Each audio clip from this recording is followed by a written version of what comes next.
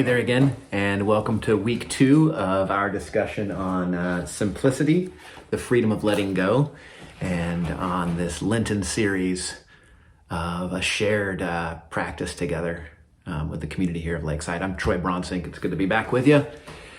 And as I shared last week, I'm going to do 2 things each time we're together. I'm going to invite us into a shared practice, and then I'm going to set up some questions as a way of digesting what we're reading. And this week, we've been reading chapters 2 and 3 about community and church. And if you haven't read all of it, that's okay. I'm sure there's others in the group that'll have quotes and questions.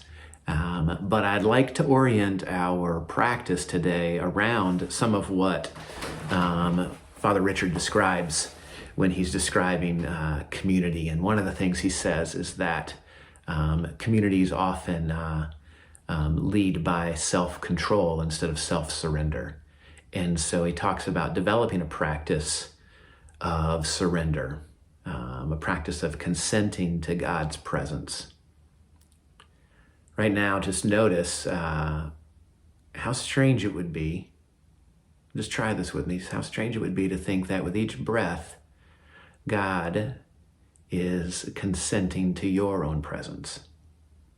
In God's own soft heart, infinite love, giving itself away as your very life. As you breathe in with me for a second, just breathe in God's yes.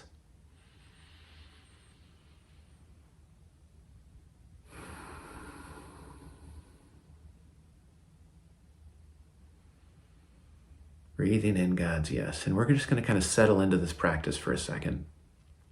Last week, we talked about noticing the body. So maybe you need to catch up to your own body. Maybe I need to catch up to my own body. What is God saying yes to? Do you notice where you might feel tight or tense?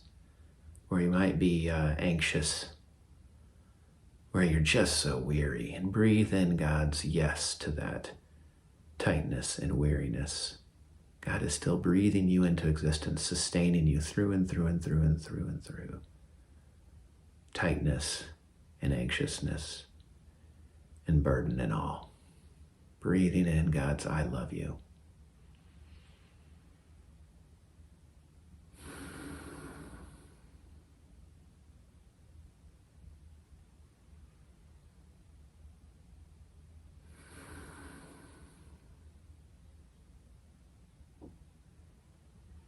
And with each breath, there can be a little bit of letting go. Rohr describes centering prayer, which is a little longer practice, but there's a part of consenting to God's action in and as and around and through your own life. So how do you soften your heart to that? So as you exhale, your I love you too, as somebody who is anxious or worried or burdened. So breathing in God's I love you as you are through and through and through. And then exhaling your I love you too as one who is loved through and through, just in this body and space that I am. When you talk with folks today, there's going to be opportunities to step into culture wars or confusions about your past, times where people will get tense. If we can't have those conversations within the community in the way of Jesus, how do we expect to have them outside of that? So we're going to have that space. But how do you notice in your own body, just give yourself the grace to say, I see you, I love you, and join God's own words of I love you, breathing you into existence. Letting go. And then when you're ready, let's open our eyes. And I want to shift now to a question. In the inner work, there's a teacher that works with Rohr, actually named James Finley, where he says, do not perpetuate violence against the part of yourself that needs to be loved the most. I'll just say that to myself, Troy, do not perpetuate violence against the part of yourself that needs to be loved the most. That's what this letting go and surrendering is. So as we talk about community and church today, I want you to consider that question. When was a time that you took charge of something and it caused pain or caused suffering? Can you recognize it?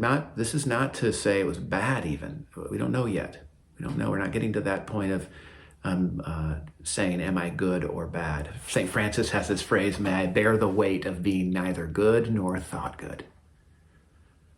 But just recognize in your own body, when did I grab control instead of surrender? Can I think of a time that happened? And then can you think of a time when the church that you're a part of has done that, or when you've done that with other people of faith? A time where you grabbed control rather than consent. Now, we're going to talk next week about justice and community action and those things, and that differentiates this between being a doormat. That's not what consent is. Martin Luther King Jr. in his letter from a Birmingham jail, was consenting to something that had to be said and shifted in the world, consenting to love, but he was not a doormat. This journey is about living our way into another way of thinking, not thinking our way into another way of living. So making space to drop into that practice. Thanks for sharing this with me today. And look forward to being with you again next week as we talk about chapters 4 and 5. And hope you have a great group. Take care.